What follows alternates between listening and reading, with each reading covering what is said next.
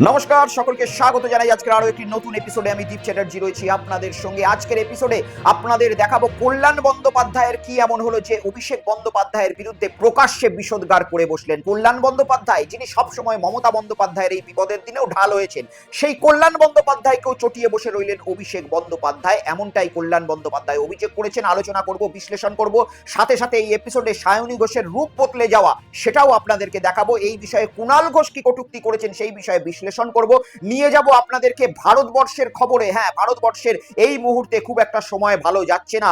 আমাদের দেশের প্রধানমন্ত্রী নরেন্দ্র মোদী, তিনি 12 বছর কমপ্লিট করেছেন, এটা নিয়ে যখন সমস্ত মিডিয়ায় খবর চলছে, ঠিক সেই সময়ই আমাদের দেশের প্রধানমন্ত্রী মাননীয় নরেন্দ্র মোদীর অন্যতম প্রিয় বন্ধু ডোনাল্ড ট্রাম্পের দেশ আমাদের ভারতবর্ষের জাহাজের উপর আক্রমণ করে ফেলেছে। পরপর 3টি জাহাজের উপর আক্রমণ করে ফেললো আমেরিকার নৌসেনা, যেগুলো হরমুজ প্রণালী দিয়ে ভারতবর্ষের দিকে উদ্দেশ্যে রওনা হচ্ছিল। এই বিষয়ে একেবারে নরেন্দ্র মোদী মাননীয় প্রধানমন্ত্রী নির্বিকার রয়েছেন, কোন রকম প্রতিবাদ তিনি টুইট করে জানাননি। আর এই বিষয়ে কটূক্তি করে ফেলেছেন আম আদমি পার্টির যিনি প্রমুখ রয়েছেন অরবিন্দ কেজরিওয়াল। দেখাবো সেই টুইট, আপনাদেরকে আলোচনা করব। কিন্তু তার সাথে সাথে ভারতবর্ষের কেন্দ্রীয় সরকারের যে ঘুম, সেটা কিন্তু ইতিমধ্যেই কেড়ে নেওয়ার চেষ্টা করছে ককরোচ জনতা পার্টি। আপনারা সকলেই দেখেছিলেন দিল্লির যন্তর মন্তরে ককরোচ জনতা পার্টির প্রথম আন্দোলন, কিন্তু গতকাল অর্থাৎ মহারাষ্ট্রের পুনে থেকে ককরোচ জনতা পার্টি একেবারে প্রকাশ্যে জানিয়ে দিল যে এই আন্দোলন এবারে গোটা ভারতবর্ষে তারা ছড়িয়ে ফেলবে। মহারাষ্ট্রের পুনেতে তার প্রথম পদক্ষেপ তারা নিল এবং সেখানে বিপুল সমাগম দেখা গেল ভারতবর্ষের জেনারেশন জি এর। নিয়ে যাব আপনাদেরকে সেই আন্দোলন দেখানোর জন্য। আমি সমস্ত কিছু বিষয় আজকের এই এপিসোডে আপনাদেরকে দেখাবো, কিন্তু তার আগে আপনাদের সকলের কাছে অনুরোধ করব চ্যানেলটাকে সাবস্ক্রাইব করে নিন এবং এই কিউআর কোডটি স্ক্যান করে অতি অবশ্যই হোয়াটসঅ্যাপ চ্যানেলটিতে যুক্ত হয়ে যান, যাতে যে কোনো ভিডিওর নোটিফিকেশন, যে কোনো আপডেট আপনাদের কাছে সঙ্গে সঙ্গে পৌঁছে যায়। তো আসুন একেবারে সর্বপ্রথম শুরু করা যাক অভিষেক বন্দ্যোপাধ্যায়ের ভবিষ্যৎ এবং অভিষেক বন্দ্যোপাধ্যায়ের কথা নিয়ে। অভিষেক বন্দ্যোপাধ্যায় গতকাল তিনি দিল্লি থেকে পশ্চিমবঙ্গে ফিরেছেন এবং ফিরেই কিছুটা সময় বাড়িতে কাটিয়েই ভবানী ভবনের উদ্দেশ্যে রওনা হলেন। ভবানী ভবনে অভিষেক বন্দ্যোপাধ্যায়কে সিআইডি বারবার ডেকে পাঠিয়েছিল এবং গতকাল সিআইডি অভিষেক বন্দ্যোপাধ্যায়কে প্রায় 5 ঘন্টা মতো জেরা করেছে। যদিও অভিষেক বন্দ্যোপাধ্যায় সেখান থেকে বেরোনোর পরে কোনো কথা বলেননি এবং সিআইডির পক্ষ থেকেও এখনো সেইভাবে অফিসিয়ালি কিছু জানানো হয়নি। বিভিন্ন যারা মিডিয়া রয়েছে তারা এমনিতেই 12-13টা প্রশ্ন কি অভিষেক বন্দ্যোপাধ্যায়কে করা হয়েছে সেটা তো তাদের হাতের মুঠোয় পৌঁছে গিয়েছে, এমনটাই দেখাচ্ছে। যদিও প্রশ্ন জাগে যে সিআইডি কি প্রশ্ন করছে সেটা কিভাবে বিভিন্ন মিডিয়ার কাছে একেবারে পুঙ্খানুপুঙ্খভাবে চলে যাচ্ছে, এটা কি আদৌ সত্য? যদি সত্য হয়ে থাকে তাহলে ভারতবর্ষের যে সুরক্ষা বাহিনী রয়েছে তার প্রতি যথেষ্টই সন্দেহ প্রকাশ হয়। আর যদি সত্য না হয়ে থাকে তাহলে ভারতবর্ষের মিডিয়ারা যে মিথ্যে খাবার ভারতবর্ষের জনগণকে খাওয়াচ্ছে সেটা দেখে যথেষ্টই নিন্দা জানাতে হয়। যাই হোক, এই সমস্ত কিছু বিষয় থেকে আপনাদেরকে নিয়ে যাব কল্যাণ বন্দ্যোপাধ্যায়ের বক্তব্য শোনাতে, কারণ এই যে অভিষেক বন্দ্যোপাধ্যায়ের একাধিক কেস, সেটা এতদিন পর্যন্ত কল্যাণ বন্দ্যোপাধ্যায় এবং তার পুত্র শীর্ষণ্য বন্দ্যোপাধ্যায় ম্যাটারগুলো কি দেখছিল, কিন্তু অভিষেক বন্দ্যোপাধ্যায়ের অফিস থেকে হঠাৎ করে কল্যাণ বন্দ্যোপাধ্যায়কে ফোন করে বলা হয় যে আপনাকে আর এই কেসগুলোকে দেখতে হবে না এবং সেই কেসের ফাইলগুলোকে অভিষেক বন্দ্যোপাধ্যায়ের অন্য আইনজীবীদের হাতে তুলে দিতে বলা হয়। ব্যাস, তাতেই কল্যাণ বন্দ্যোপাধ্যায় কার্যত খেপে গেলেন এবং কল্যাণ বন্দ্যোপাধ্যায় নিজের মনের যে ক্ষোভ, সেই ক্ষোভটাকে কার্যত উগড়ে দিলেন এবং অভিষেক বন্দ্যোপাধ্যায়ের বিরুদ্ধে এতদিন পর্যন্ত বিদ্রোহী সাংসদরা যে কথা বলে আসছিলেন, ঠিক সেই সুরেই কল্যাণ বন্দ্যোপাধ্যায় ও অভিষেক বন্দ্যোপাধ্যায়ের দিকে বিষোদগার করে দিলেন। দেখুন, সে জজ সাহেব আমাকে বললো বুধবার দিন মামলাটা থাকবে। তো বুধবার দিন মামলা থাকবে, কালকে সকালে মামলা ছিল না লিস্টে। মঙ্গলবার দিন থেকে জানো তো সার্চ হয়েছে অনেক কামাশ্রীতে, তারপর দিদির অফিসে, সেখানেও আমি উপস্থিত ছিলাম, অনেক দেরিতে গেছি। কালকে কৌশিকচন্দ্র ঘরে মেনশন করে আমি বললাম যে ম্যাটারটা খুব আর্জেন্ট, আমার সার্চ হয়েছে, এ হয়েছে, তুমি মামলাটা নাও। তখন জজ সাহেব বললো ঠিক আছে মিস্টার বন্দ্যোপাধ্যায়, আমি কালকে নেবো। আমি খুবই অসুবিধার মধ্যে রয়েছি, যে কোনো মুহূর্তে অ্যারেস্ট হয়ে যেতে। বলো আমি কালকে নেবো, তুমি সকালে এসো, আর মামলা কালকে আমি নেবো। এবারে আমি এখানে চেম্বারে বসে আছি, বেলা 12:30টার সময় একজন লয়ারকে পাঠিয়েছি, আগে সঞ্জয় বসুর সঙ্গে ছিল এক লয়ার। শেষে বলে একটা রিপিটিশন ফাইল হচ্ছে সার্চ নিয়ে, সার্চ অ্যান্ড তোমার রিপিটিশন সার্চ নিয়ে ফাইল করলে আছে, সার্চ থেকে আমার subject matter of the criminal division.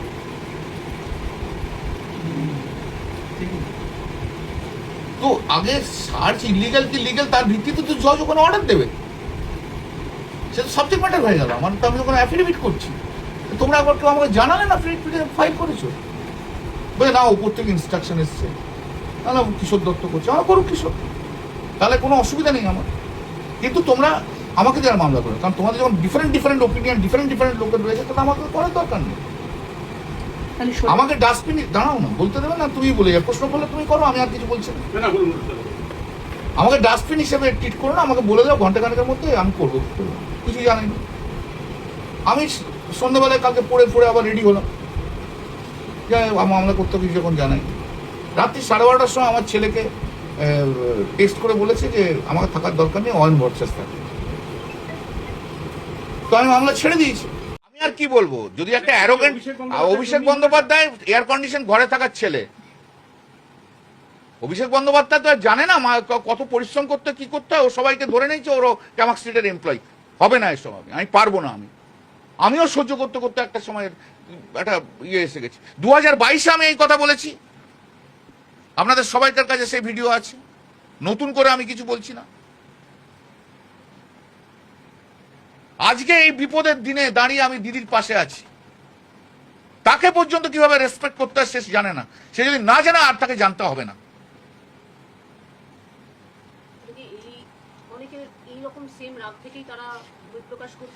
হতেই পারে, কিন্তু আমি তো সবসময় বলি যে আমি দিদির সঙ্গে আছি, সবকিছু আমি সহ্য করছি।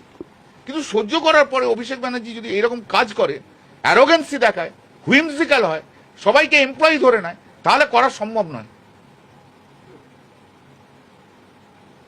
মমতাদিও বেছে নিক, কি করবে? অভিষেককে নিয়ে থাকবে না আমার মতো যারা অভিষেকের প্রতি যারা ক্ষুব্ধ তাদের নিয়ে থাকবে?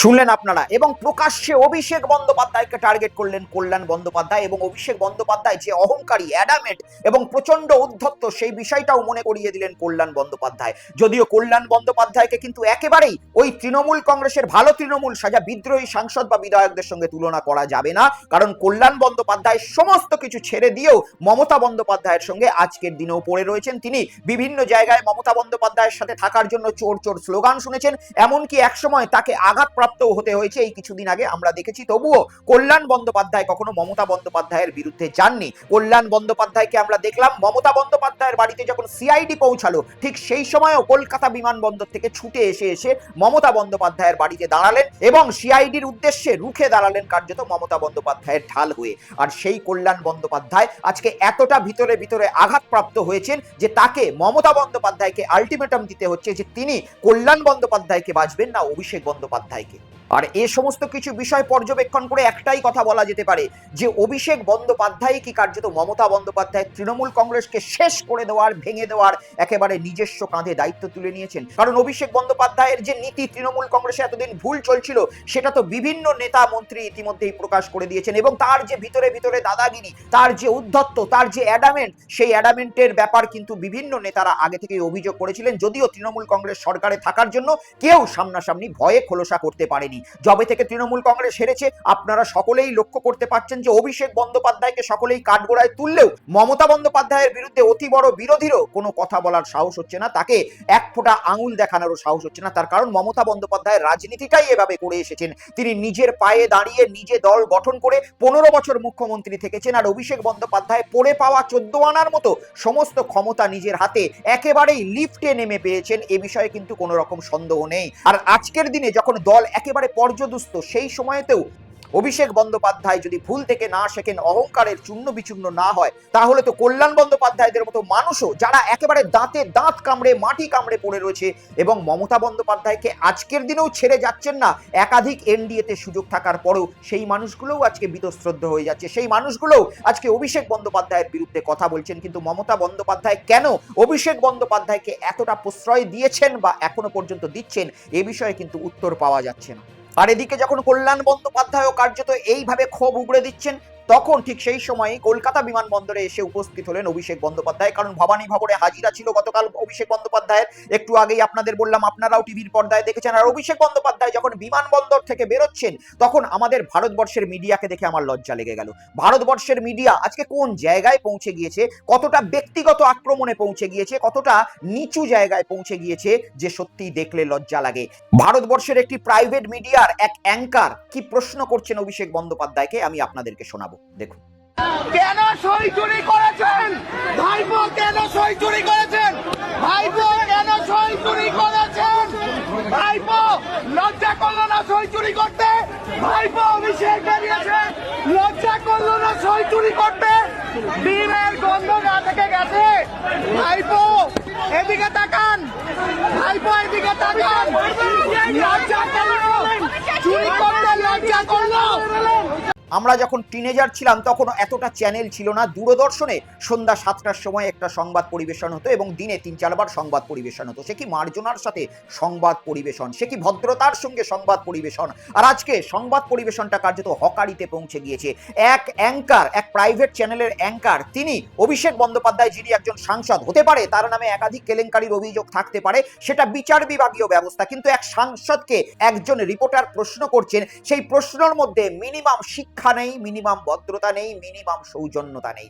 সেখানে অভিষেক বন্দ্যোপাধ্যায়কে ব্যক্তিগত টার্গেট করা হচ্ছে। হয়তো অভিষেক বন্দ্যোপাধ্যায়ের সঙ্গে সেই চ্যানেলের কোনো রকম পার্সোনাল ঝামেলা রয়েছে বা রাজনৈতিক কোনো রকম মতপার্থক্য রয়েছে, কিন্তু তবুও একটা মিডিয়ার একটা সাংবাদিক যখন কাউকে প্রশ্ন করবে, সেখানে কোনো মার্জনা থাকবে না, সেখানে কোনো শিক্ষা থাকবে না, সেখানে কোনো নিদর্শন থাকবে না সৌজন্যতার। এটা প্রশ্ন করার ভঙ্গি যে তার গা থেকে ডিমের গন্ধ গেছে কিনা, বা অভিষেক বন্দ্যোপাধ্যায় আপনি এই নামটাও বলার তাদের সৌজন্যতা নেই, তাকে ভাইপো বলে প্রকাশ্যে কটূক্তি করা হচ্ছে, যেটা একটা রাজনৈতিক দল করতে পারে বা একটা রাজনৈতিক দলের কর্মী সমর্থকরা করতে পারে, কিন্তু একটা মিডিয়া হাউস, একটা মিডিয়া হাউসের প্রাইভেট অ্যাঙ্কার বা প্রাইভেট রিপোর্টার, তার মুখ থেকে এই ধরনের কথা যখন বেরোয়, তখন ভারতবর্ষের যে মিডিয়া রয়েছে সেই মিডিয়ার গ্লোবালি র্যাঙ্ক 157 কেন সেটা দেখলেই বোঝা যায়। যদিও এই প্রাইভেট মিডিয়ার আর এক সাংবাদিক তিনি ভবানী ভবনে গতকাল উপস্থিত ছিলেন এবং সেই জায়গায় অভিষেক বন্দ্যোপাধ্যায়ের যারা অনুগামী ছিলেন তারা আগে থেকেই সেখানে উপস্থিত ছিলেন এবং সেই জায়গায় সেই প্রাইভেট মিডিয়ার প্রাইভেট অ্যাঙ্কারকে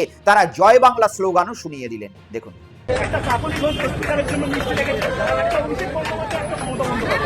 জয় বাংলা, জয় বাংলা, জয় বাংলা, জয় বাংলা, জয় বাংলা, জয় বাংলা, জয় বাংলা, জয় ব্যানার্জি জিন্দাবাদ, অভিষেক ব্যানার্জি জিন্দাবাদ, অভিষেক ব্যানার্জি জিন্দাবাদ, অভিষেক ব্যানার্জি জিন্দাবাদ, অভিষেক ব্যানার্জি জিন্দাবাদ, জয় বাংলা, জয় বাংলা। যে প্রাইভেট মিডিয়ার মিডিয়া অ্যাঙ্কারকে দেখলেন আপনারা সকলেই চেনেন, অত্যন্ত সুপরিচিত। আর এই প্রাইভেট চ্যানেলেরই আর এক সাংবাদিক, তিনি অভিষেক বন্দ্যোপাধ্যায়কে ডিমের গন্ধ গা থেকে গেছে কিনা এবং ভাইপো বলে সম্বোধন করছিলেন। এটা একটা নিউজ টেলিভিশনের কাজ হতে পারে না। ভারতবর্ষের গণতন্ত্রের চতুর্থ স্তম্ভ মিডিয়া হতে পারে, ব্যক্তিগতভাবে পছন্দ না হতেই পারে, তার জন্য সরকার রয়েছে, প্রশাসন রয়েছে, আইন রয়েছে, কিন্তু একটা মিডিয়া হাউস তারা প্রকাশ্যে কোনো সাংসদকে হোক বা কোনো ব্যক্তিকে হোক এইভাবে আক্রমণ করতে পারে কিনা সেটা আমার জানা নেই। আর উল্টো দিকে এই মিডিয়া হাউসও আক্রমণের শিকার হয়েছেন গতকাল, সেটাও আমরা দেখালাম, যেটাও নিন্দনীয়। কিন্তু তারা যদি তাদের কাজটা ঠিকমতো করতো, হয়তো তাদেরকে এইভাবে আগ্রাসনেরও শিকার হতো না। সেইখানে অভিষেক বন্দ্যোপাধ্যায়ের সমর্থকরা আবার এই মিডিয়া হাউসের মিডিয়ার অ্যাঙ্কারকে জয় বাংলা স্লোগান দিলেন এবং তারা তাকে ধিক্কার জানালেন। অন্যদিকে অভিষেক বন্দ্যোপাধ্যায় দিল্লি থেকে ফেরার 3-4 ঘন্টা আগেই দিল্লি থেকে অভিষেক বন্দ্যোপাধ্যায়ের অত্যন্ত ঘনিষ্ঠ সাংসদ এক যাদবপুরের ছিলেন, যার নাম সায়নী ঘোষ, যিনি মমতা বন্দ্যোপাধ্যায়কে নিজের রোল মডেল মনে করতেন, যিনি মমতা বন্দ্যোপাধ্যায়ের মধ্যে নিজের মাকে দেখতেন। সেই সায়নী ঘোষ ইতিমধ্যেই শোনা যাচ্ছে তিনি নাকি বিদ্রোহী হয়েছেন, তিনি নাকি দিল্লিতে গিয়ে সই করে এসেছেন এবং বিদ্রোহী ক্যাম্পে নাম লিখিয়েছেন। সত্য মিথ্যা এখনো পর্যন্ত প্রকাশ্যে আসেনি, কিন্তু সায়নী ঘোষের একটি দৃশ্য গতকাল প্রকাশ্যে এসেছে যখন তিনি কলকাতা বিমানবন্দর থেকে বাইরে বেরোচ্ছিলেন, একেবারে মুখ ঢাকা, কালো চশমা, মুখে মাস্ক, মনে হচ্ছিল যেন করোনা পিরিয়ডের কোনো সময় চলছে। এবং সায়নী ঘোষের সেটা পুরনো ছবি, পুরো হুলিয়া বদলে গিয়েছে সায়নী ঘোষের দিল্লি থেকে যখন তিনি কলকাতায় ফিরলেন। দেখুন। দিদি দিদি এ নাই দিদি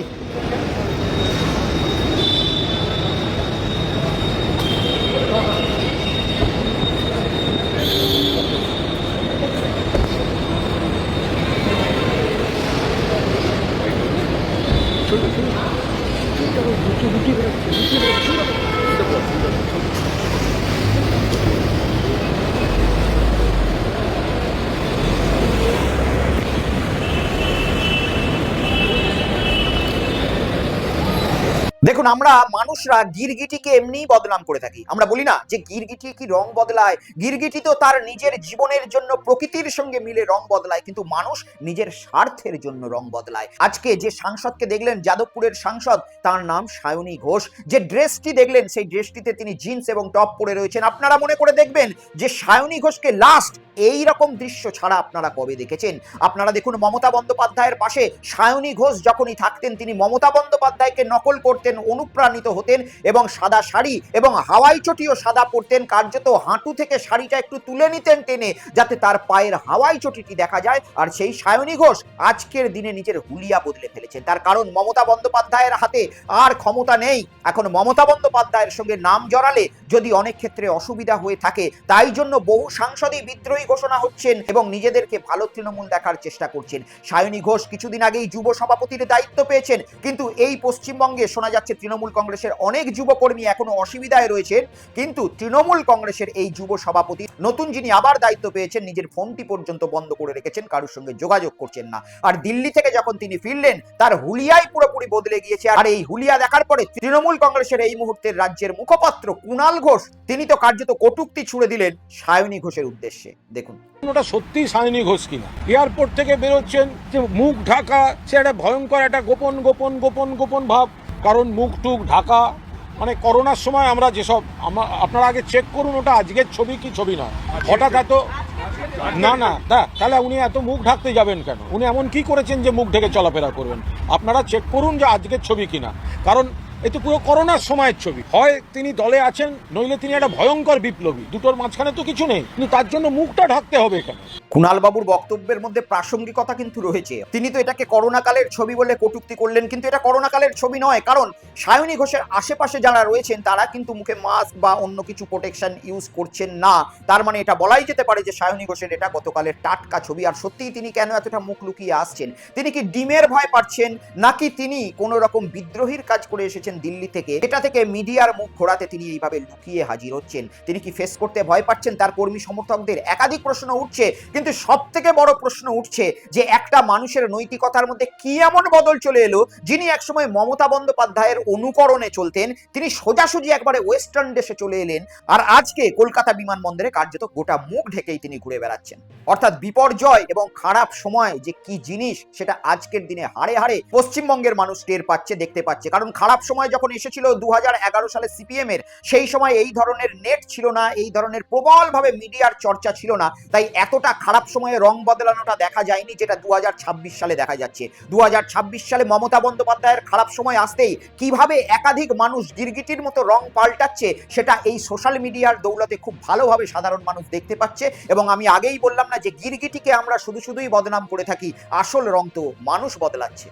আর এদিকে যখন চারিদিকে তৃণমূল কংগ্রেসের বিভিন্ন গ্রুপের মধ্যে এই ধরনের কাদা ছোড়াছুড়ি চলছে, ঠিক তখনই নির্বাচনের রেজাল্ট বেরোনোর প্রায় 1 মাস 10 দিন পরে অবশেষে মুখ খুললেন কেষ্ট মণ্ডল। হ্যাঁ, যাকে দুর্দণ্ড প্রতাপ নেতা হিসাবে, বীরভূমের বাঘ হিসাবে মানুষ চিনতেন, সেই কেষ্ট মণ্ডলের এমনিতেই নিজের যে কেরিয়ার, সেই কেরিয়ারটা 2023 সাল 22 সাল থেকে সংকটে রয়েছে। কারণ তাকে জেল খাটতে হয়েছিল 1.5 থেকে 2 বছরের মধ্যে। কিন্তু তবুও তিনি মমতা বন্দ্যোপাধ্যায়ের হাত ছেড়ে যাননি। সেই সময় কাজল শেখকে কিন্তু তৃণমূল কংগ্রেসের পক্ষ থেকে প্রাধান্য দেওয়া হয়েছিল। আজকে কাজল শেখ হাত মিশিয়েছেন ঋতব্রত বন্দ্যোপাধ্যায়দের সঙ্গে। আর এই দুঃখেই অবশেষে মুখ খুললেন বীরভূমের অনুব্রত মণ্ডল। কি বলছেন তিনি আইপ্যাকের সম্বন্ধে বিশদগার করে শোনাবো আপনাদেরকে। দেখুন, একটা কথা বলি, 98 সালের পর থেকে দল হয়ে যাওয়ার পর বাজপেয়ী যখন প্রধানমন্ত্রী হলেন, তখন আমরা 7টা সিট পেলাম। মমতা ব্যানার্জি রেল মিনিস্টার হলো, দলে একটা সুন্দর ভাব এলো। হ্যাঁ, তারপরে দল করতে করতে তখন আইপ্যাক ছিল না, কেউ ছিল না, কোনো জ্ঞানীমণি ছিল না। এই আমাদের মতন রাখাল বাগাল মুকুল্লাই, আমার রাখাল বাগাল গৌতম বসু, রাখাল বাগাল অনুব্রত মণ্ডল, বালু, পঙ্কজ দা, এরাই ছিল, মদন মিত্র, এরাই ছিল আমরা তখন দলের মেন। তো এই কারণেই তখন এই আইপ্যাকটা আমাদের দরকার হয়নি। তারপর 9 সালে যখন আমরা এমপি যে জিতলাম বীরভূমের শতাব্দী রায়, তখন তৃণমূলের সিম্বল নিয়ে জিতেছিলাম, তখন আইপ্যাক ছিল না।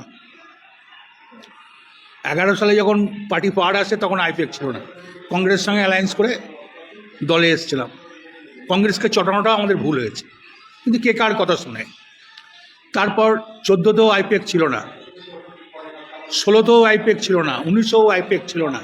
তাহলে আইপ্যাককে প্রয়োজন হলো কেন? আজ ভরা ডুবি হলো আইপ্যাক। মিসগাইড করলো আইপেক, দুনিয়ার লোকের কাছ থেকে টাকা তুললো আইপেক। এমন কোনো লোকের কাছে নাই যে টাকা তুলে নেয়। পঞ্চায়েত ইলেকশনের টাকা তুলেছে, মিউনিসিপ্যালিটি ইলেকশনের টাকা তুলেছে, তোমার আমাদের কি বলবো, এই তোকে জেলা প্রেসিডেন্ট রেখে, তোকে বুথ প্রেসিডেন্ট রেখে দেবো, তোকে অঞ্চল প্রেসিডেন্ট রেখে দেবো, তোকে কমিটিতে রেখে দেবো, টাকা দে, এইভাবে টাকা তুলেছে। একটু জেগে ঘুমায়, জেগে ঘুমালে দলের তো এই অবস্থায় হবে। দল সংগঠনের দল চলে। আইপেক নিয়ে একটা ইউপির লোক সে কি মোড়ারে বুঝবে, একটা বিহারের লোক এখানে কি বুঝবে তোমার লাভপুরের ঘটনা। 100 শুনলেন আপনারা, কি মনে করেন অনুব্রত মণ্ডল ঠিক বললেন? অনুব্রত মণ্ডল কি একেবারে সঠিক কথাটা বললেন যে আইপ্যাকের জন্যই ভরাডুবি? আর এই আইপ্যাককে সব থেকে বড় প্রাধান্যটা দিলই বা খেয়ে, এটাই তো সব থেকে বড় প্রশ্ন। এই আইপ্যাক বিভিন্ন জায়গায় যে টাকা তুলেছে সেই টাকার ভাগই বা কার কাছে গেছে? আর তার জন্যই কি দলের আজকে এই অবস্থা তৃণমূল কংগ্রেসের? এমনটাই কি বিভিন্ন জায়গায় যারা বড় বড় পুরনো দিনের নেতা তাদের মনে ক্ষোভ জন্মেছে এই কারণেই? আপনারা কমেন্টস করুন, আপনারা জানান যে অনুব্রত মণ্ডল যে কথাটা বললেন সেই কথার মধ্যে কতটা যুক্তি রয়েছে। আমি আপনাদেরকে এরপরে নিয়ে যাব একেবারে ভারতবর্ষের একটা চিন্তার বিষয়ের দিকে, যে চিন্তার অন্যতম কারণের নাম হচ্ছে আমেরিকা। আমেরিকার নৌসেনা গত 2-3 দিন ধরে ভারতবর্ষের হরমুজ প্রণালীতে যে জাহাজগুলো থাকছে, যেখানে ভারতবর্ষের নাবিকেরা থাকছে, সেই নাবিকদের জাহাজ লক্ষ্য করে 3-3টে স্ট্রাইক ইতিমধ্যেই করে দিয়েছে, 3-3টে জাহাজের উপর ইতিমধ্যেই হামলা করে দিয়েছে। ভারতবর্ষ এক ফোঁটাও এই বিষয় নিয়ে চিন্তিত নয়, কারণ আমাদের দেশের মাননীয় নরেন্দ্র মোদী তিনি এই বিষয়ে ডোনাল্ড ট্রাম্পের সঙ্গে আলোচনা কি করেছেন আমাদের জানা নেই, এখনো সামনে আসেনি। কিন্তু একটা জিনিস আমরা দেখতে পেলাম যে ডোনাল্ড ট্রাম্পকে মাননীয় নরেন্দ্র মোদী তিনি থ্যাংক ইউ জানাচ্ছেন ডোনাল্ড ট্রাম্পের করা একটি টুইটের উত্তর হিসাবে। কিন্তু তার আগে আমরা দেখব যে ভারতবর্ষের জাহাজের উপরে কিভাবে আমেরিকার নৌসেনা হামলা করলো। দেখুন।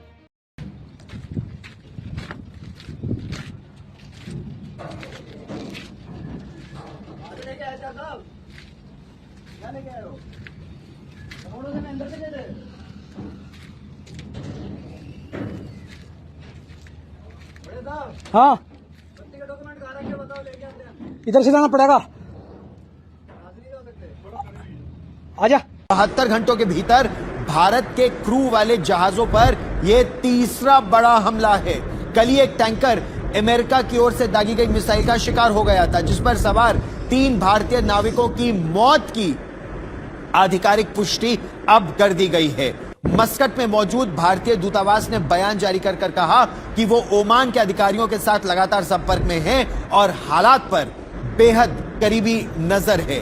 একদিক দিয়ে ধন্যবাদ, এবং সত্যি আমরা ভাগ্যবান যে ভারতবর্ষের এই মিডিয়াগুলো যারা কোনো রকম কোনো দিন কথা বলেনি, তারা আজকে এই ঘটনার অন্তত স্বীকার করেছে এবং দেখিয়েছে। না হলে তো যারা এই ঘটনা নিয়ে সোশ্যাল মিডিয়ায় প্রচার করছে তাদেরকেই অ্যান্টি ন্যাশনাল ঘোষণা করে দেয় এই ধরনের নিউজ টেলিভিশন। তবু এরা দেখিয়েছে, এবং ভারতবর্ষের সরকারের পক্ষ থেকে গতকাল প্রেস কনফারেন্স করেও এই ঘটনার সত্যতা স্বীকার করা হয়েছে। আমি আপনাদেরকে শোনাবো সেই ঘটনা, দেখুন। एक जहाज जिसका नाम MT मारीवेक्स था, इसको ओमान के तट के पास इसको निशक्त किया गया, इसको अक्षम किया गया। हमें ये पता चला कि ये जहाज पलाव के झंडे के साथ समुद्र में अपना काम कर रही थी। हमको ये भी पता चला है और ये हम जानकारी है कि जहाज के बीच और अमेरिकी नौसेना के बीच उनके बीच वार्तालाप हुई। इस घटने से पहले इस जहाज पर 24 भारतीय नागरिक कार्यरत थे। जब ये हादसा हुआ उस समय तुरंत ही हमारे भारतीय दूतावास जो कि ओमान में है तुरंत एक्शन में आए और वहाँ ओमानी अधिकारियों से उन्होंने संपर्क किया। साथ ही साथ अन्य जो पक्षधर इसमें है, MRCC है, भारतीय जहाज मंत्रालय है, सबके साथ बातचीत करके तुरंत उन्होंने कार्रवाई की और 24 भारतीय नागरिक को सुरक्षित वहाँ से निकाला गया। ये सभी नागरिक हमारे नागरिक सुरक्षित हैं और हमारी जो दूतावास है इनसे संपर्क में है और इनकी देखरेख कर रहे हैं।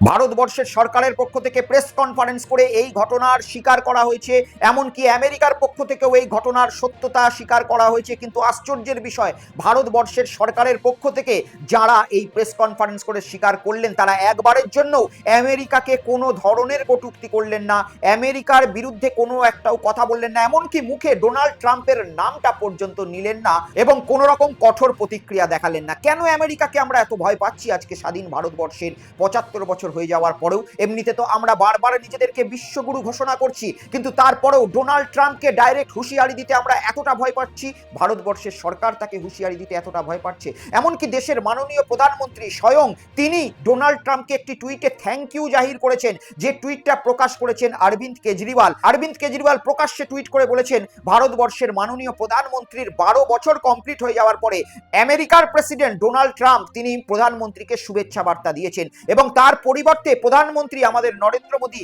তিনি ডোনাল্ড ট্রাম্পকে থ্যাংক ইউও জানিয়েছেন। টুইটটি আপনাদের স্ক্রিনে রয়েছে, আপনারা দেখতে পাচ্ছেন। কিন্তু এই সকল কিছুর মাঝখানে আমাদের দেশের মাননীয় প্রধানমন্ত্রী তার বিশেষ বন্ধু ডোনাল্ড ট্রাম্পকে এই যে অনৈতিকভাবে আমাদের ভারতীয় জাহাজের উপর তিনবার হামলা হলো, সেই বিষয়ে একটাও কথাও তিনি বললেন না এবং একটা টুইটও তিনি করলেন না। কেন, কিসের জন্য, কি কূটনৈতিক চাল রয়েছে সে বিষয়ে আমরা অনেক বোকা, আমরা বলতে পারবো না। কিন্তু আগামী দিনে লক্ষ্য রাখবো যে এই আমেরিকার দাদাগিরি আর কতদিন আমাদেরকে ঘরে বসে মুখ বন্ধ করে সহ্য করতে হবে। আমি আপনাদেরকে দেখাবো ককরোচ জনতা পার্টির গতকালের পুনের আন্দোলন, সেখানে দিল্লির থেকেও বেশি পরিমাণে স্টুডেন্ট এলো এবং আন্দোলন দেখালো। দেখুন।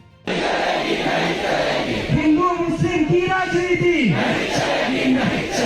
হিন্দু मुस्लिम की राजनीती